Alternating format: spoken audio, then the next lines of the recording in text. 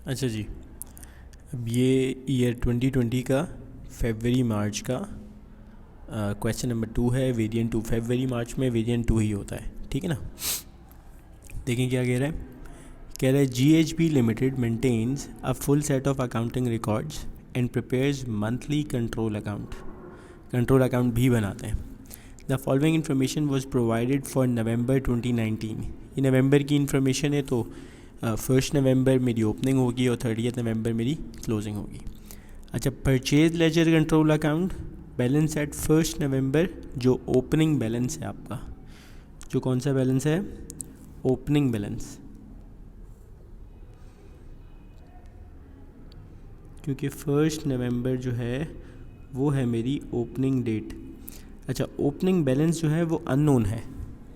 अच्छा, इसको मैं ज़ीरो नहीं ले सकता क्योंकि उसने क्वेश्चन मार्क डाला है, तो it means there must be some balance, but right now I don't know how much it is, ठीक है ना। लेकिन उसको लिखना है। अब देखें नीचे उसने पार्ट ए में परचेज लेजर कंट्रोल अकाउंट की रिक्वायरमेंट दे दी, इसको बनाना शुरू करते हैं। पहले ईयर लिखें 2019,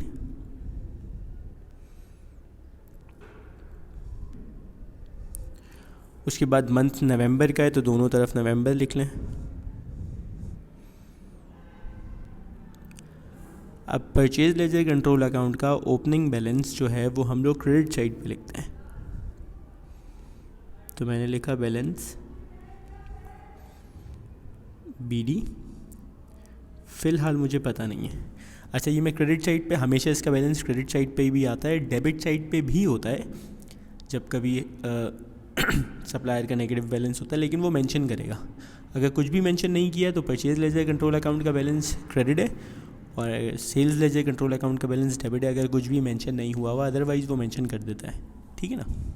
अच्छा, उसके बाद नेक्स्ट है टोटल्स फॉर नवंबर। क्या क्या चीज़ें हैं। सबसे पहले परचेज जर्नल है। परचेज जर्नल का मतलब है आपकी क्रेडिट परचेजेस।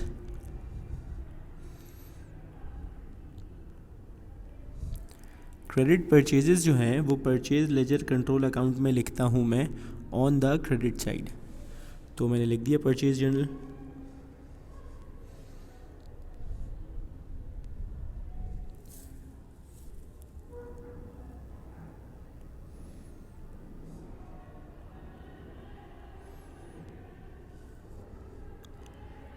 $14,200। अब इसकी डेट मेंशन नहीं है तो मैं डेट यूज़ करूँगा 30 नवंबर, क्योंकि 30 नवंबर से पूरा नवंबर कवर हो रहा है, ठीक है ना। ये मैंने लिख दिया। उसके बाद परचेज रिटर्न जर्नल है, वो मैं लिखता हूँ डेबिट साइड पे अगेन 30 को।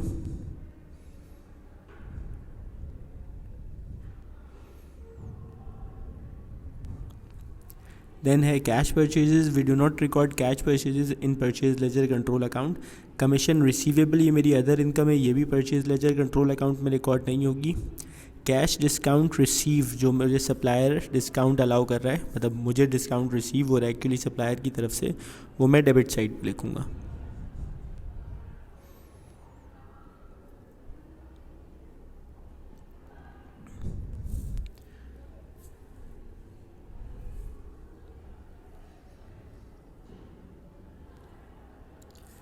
कितना है 650, तो मैंने 650 लिख दिया।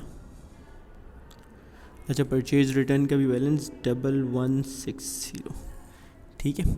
कैश डिस्काउंट अलाउड, ये मैं यहाँ नहीं लिखूँगा, ये मैं लिखता हूँ सेल्स लेजर कंट्रोल अकाउंट में, ठीक है।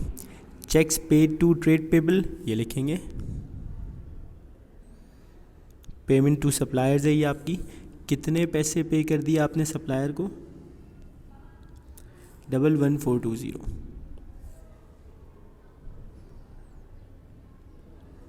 ठीक है। उसके बाद सेल्स लेजर कॉन्ट्रा। हाँ, सेल्स लेजर कॉन्ट्रा जो है वो Contra entry actually purchase ledger control account की, वो परचेज में डेबिट साइड पे आती है और सेल्स में क्रेडिट साइड पे आती है।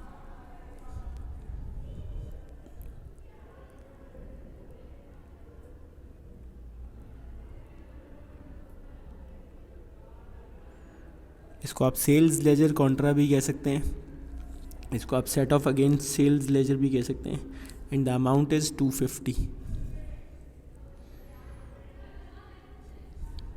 फिर interest charge by trade payable, interest charge by supplier, ये आप क्रेडिट साइड पे लिखते हो।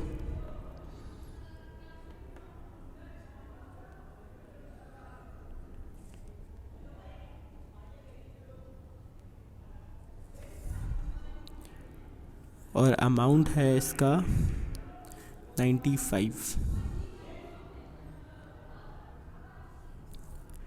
Check refunds from trade payable, supplier से जो पैसा रिफ़ंड होके हमें वापस आया है, कितना अमाउंट है 330, इसको भी क्रेडिट साइड पे रिकॉर्ड करते हैं।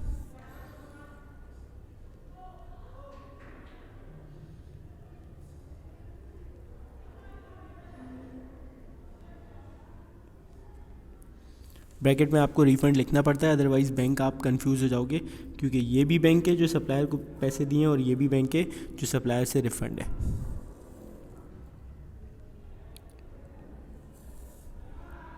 उसके बाद वो कह रहा है purchase ledger control account balance at 30 November, closing balance से दिया हुआ है 1315, कोई साइड मेंशन नहीं है, as 30 November is my closing date.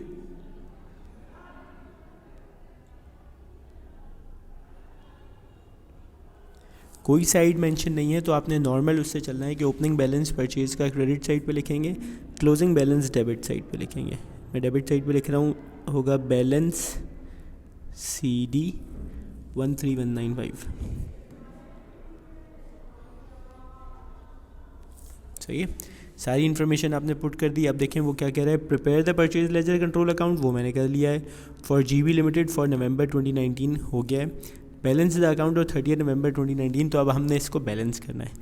And bring down the balance on 1 दिसंबर, मतलब आपने ओपनिंग बैलेंस कैरी फॉरवर्ड भी करना है, वो आप बैलेंस किए बगैर भी कर सकते हो, क्योंकि you know the closing balance of this purchase ledger control account.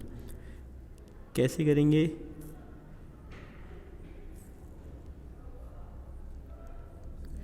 ये जो बैलेंस क्लोजिंग बैलेंस आपने लिखा है यही अगले पीरियड का ओपनिंग चला जाएगा, तो इसको मैं लिख रहा हूँ अगले पीरियड में दिसंबर 1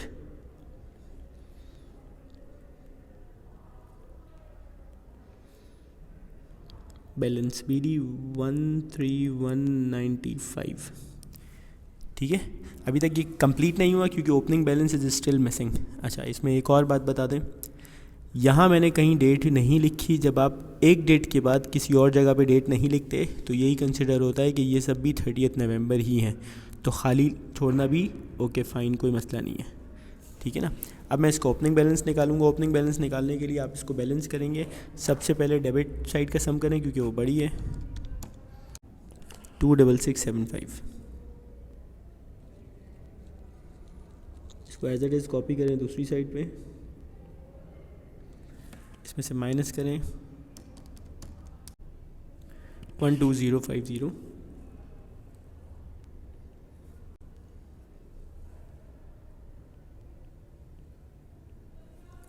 तो ये आपका purchase ledger control account complete हो गया। ठीक है, 9 मार्क्स का है, ये करने से आपको 9 मार्क्स मिल गए। अच्छा, उसके बाद देखें क्या कह रहे हैं, a delivery vehicle was purchased. Delivery vehicle अगर आपने ख़रीदी है तो डिलीवरी व्हीकल बेटा जो है वो है आपका नॉन करंट एसेट। ठीक है, वो आपने ख़रीदी है परचेज बाय चेक बैंक के थ्रू ड्यूरिंग नवंबर 2019। ठीक है, state 2 reason why the purchase of delivery vehicle was not recorded in the purchase ledger control account. हम लोग परचेज लेजर कंट्रोल अकाउंट में भी तो परचेजेज ही लिख रहे हैं, तो डिलीवरी व्हीकल का परचेज उसमें क्यों नहीं लिख रहे, वो ये पूछ रहा है। तो आप बताएंगे कि your purchase ledger control account is only recording the purchase of inventory. सही है, तो ये दो परचेजेस हैं, एक आप परचेज कर रहे हो इन्वेंट्री और एक आप परचेज कर रहे हो non current asset.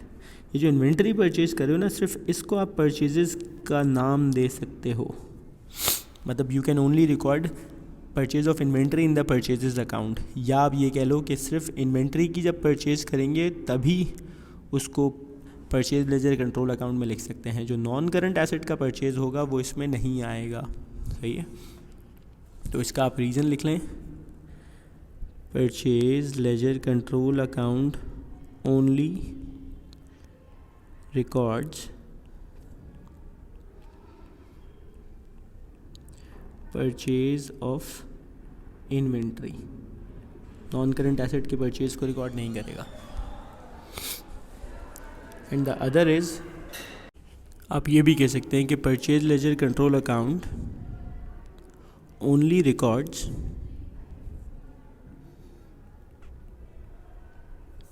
Revenue expenditure,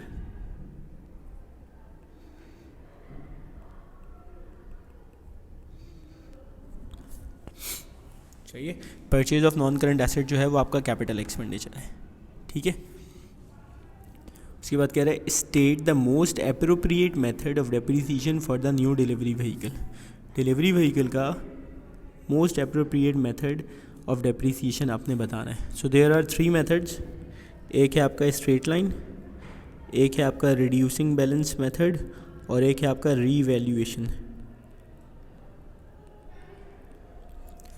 तो इसमें से कौन सा आप मोटर व्हीकल पे अप्लाई करेंगे, डिलीवरी व्हीकल पे अप्लाई करेंगे? देखें, डिलीवरी व्हीकल की नॉर्मली परफॉर्मेंस ये होती है कि वो अर्ली ईयर में ज़्यादा अच्छा परफॉर्म करती है, फिर उसकी परफॉर्मेंस जो है वो कम होती रहती है। तो कौन सा मेथड ऐसा होता है जो अर्ली ईयर में ज़्यादा डेप्रिसिएशन देता है और फिर उसकी डेप्रिसिएशन कम होती रहती है? तो वो इसकी जगह हम लिखेंगे रिड्यूसिंग बैलेंस मेथड। अच्छा, उसके बाद वो पूछ रहा है state 3 reason for your answer to C1। ये जो आपने ऊपर रिड्यूसिंग बैलेंस मेथड लिखा है या डिमिनिशिंग बैलेंस मेथड, इसका रीज़न क्या है? तो एक तो आप रीज़न ये लिखें कि ये मेथड भी, तो इसका एक तो ये लिखें कि it provides more depreciation in early years.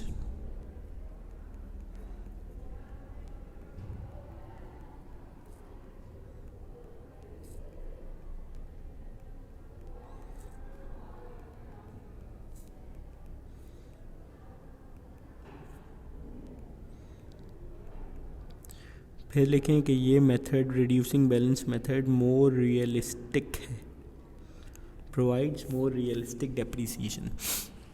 दूसरा आप ये लिख सकते हैं कि इस मेथड से जब आप नेट बुक वैल्यू निकालोगे तो वो नेट बुक वैल्यू जो निकलेगी वो closer to the selling price of the vehicle होगी जब भी आप उसको बेचोगे।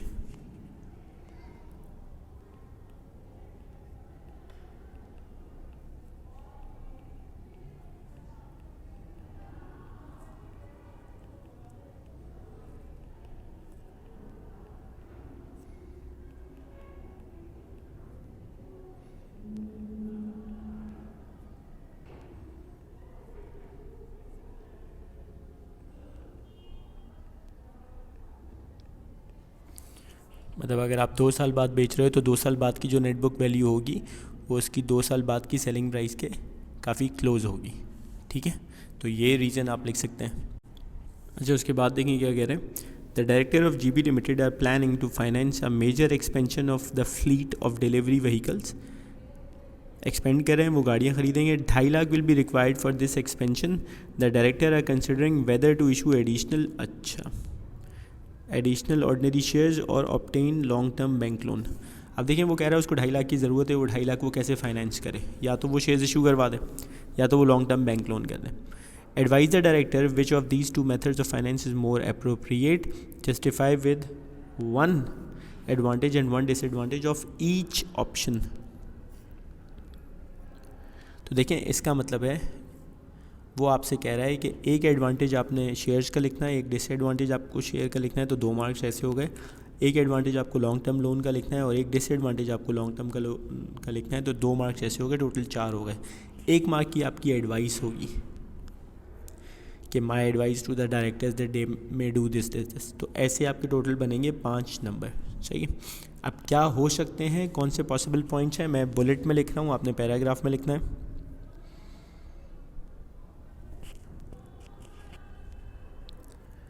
सबसे पहले लिखते हैं ऑर्डिनरी शेयर्स के।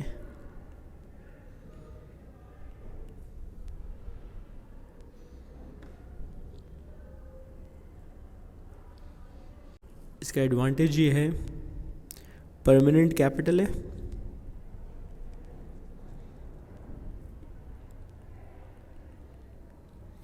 परमानेंट कैपिटल का मतलब ये है लोन की तरह आपको वापस रीपे नहीं करना। एक बार आपने फाइनेंस करा लिया तो पैसा आपके पास है, अब आपने लोगों को वापस नहीं करना। दूसरा आप एडवांटेज लिख सकते हैं कि ऑर्डिनरी शेयर के अगेंस्ट में जो आप डिविडेंड की पेमेंट करते हैं वो फिक्स नहीं होती।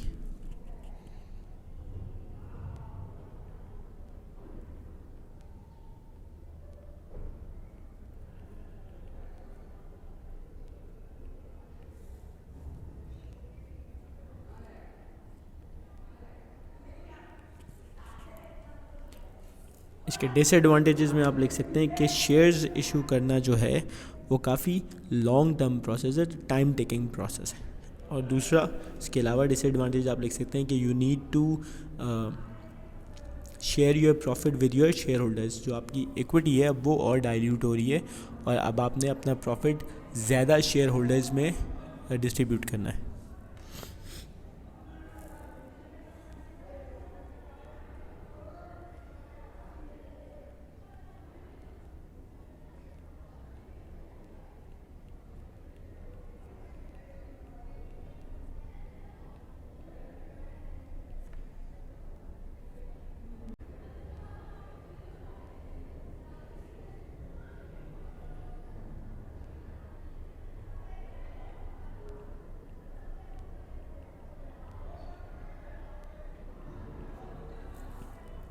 ठीक है, अब दूसरे एंड पे आपका लॉन्ग टर्म लोन है,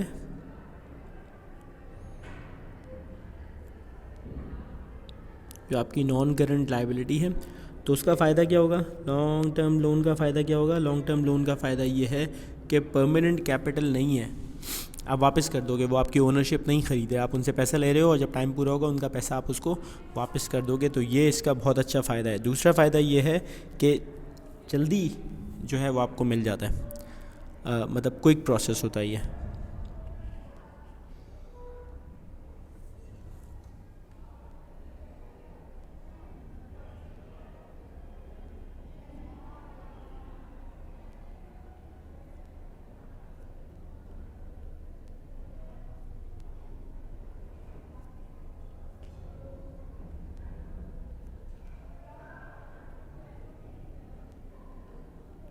मतलब अपनी ओनरशिप उनसे डिस्ट्रीब्यूट नहीं कर रहे। अब इसका डिसएडवांटेज ये है कि आपने fixed amount of interest her month पे करना है, सही है।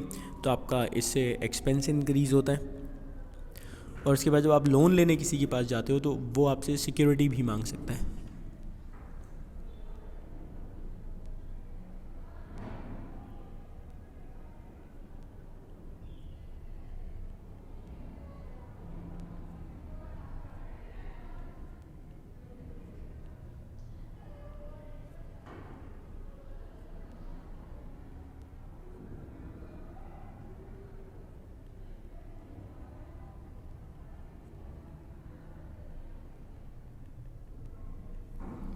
ठीक है, तो ये ऐसे आपने, मैंने तो दो लिख दिया, आपने कोई एक लिखना है।